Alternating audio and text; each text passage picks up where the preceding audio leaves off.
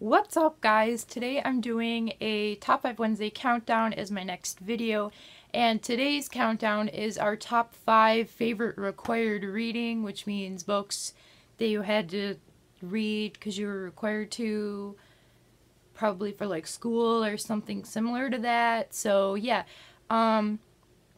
so I have my choices now. I thought this was an interesting topic because I don't think I've ever really talked about required reading much on my channel before, so this will be a good opportunity to do so. So let's just get into the list now. The book that I put at number 5 I actually don't own because when I read it, the teacher had copies of the book for us to read.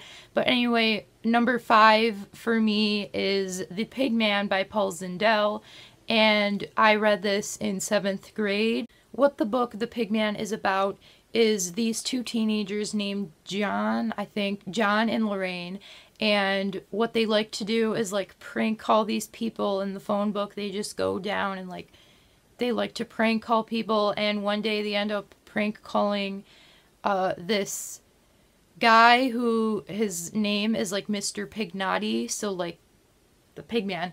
And anyway, they end up bonding with him, and it's very interesting.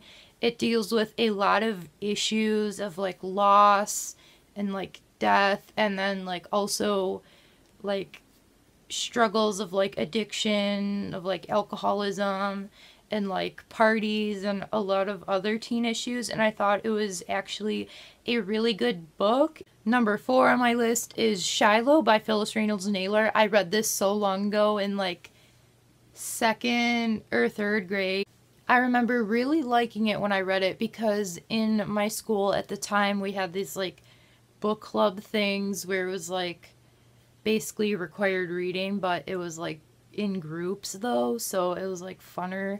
But anyway, what this book is about is this dog named Shiloh who runs away from his abusive owner and runs to this boy named Marty, and he tries to like keep him away from his from Shiloh's owner, who like abuses his dogs. So he wants to like try and keep him and like take care of him. I just usually enjoy stories about dogs normally anyway. Number 3 on my list is The Outsiders by S.E. Hinton. I read this twice for school in 2 different grades. I read this in 8th grade, and I also read this in freshman year of high school. Anyway, what this book is about these 2 warring gangs in this one town, and basically the one gang is like the greasers, which are like the poorer kind of gang, and then there's the Socs, which are like the richer, snooty gang, and we follow a boy named Ponyboy who is a greaser, and also his family and friends who are also greasers, and just follows like the struggle between these gangs. And I just think this is a really good book because it's an emotional story. I really enjoyed the plot and the characters. They're very fleshed out, and overall it was just a really good, empowering book. Number 2 on my list is To Kill a Mockingbird by Harper Lee. I also read this twice for different years of school. I read this in 8th grade, and I also read this in sophomore year of high school.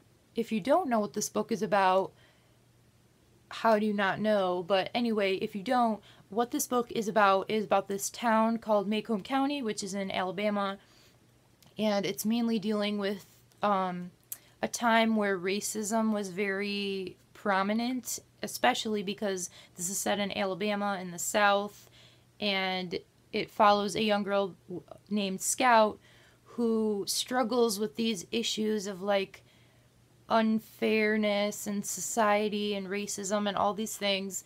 But I really enjoyed this book when I read it because the plot was just like so complicated and fleshed out and complex, and I really liked that. And also a lot of the characters just felt very real, and it was just a really good and probably one of my most favorite classics to date. My most favorite required reading probably of all time is The Giver by Lois Lowry.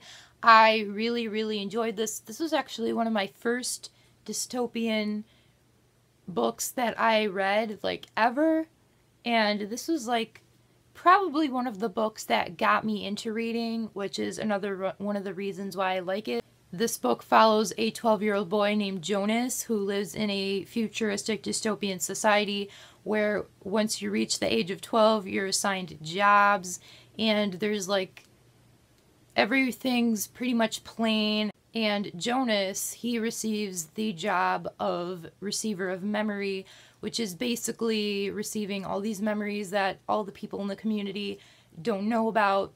And he receives these memories from the giver.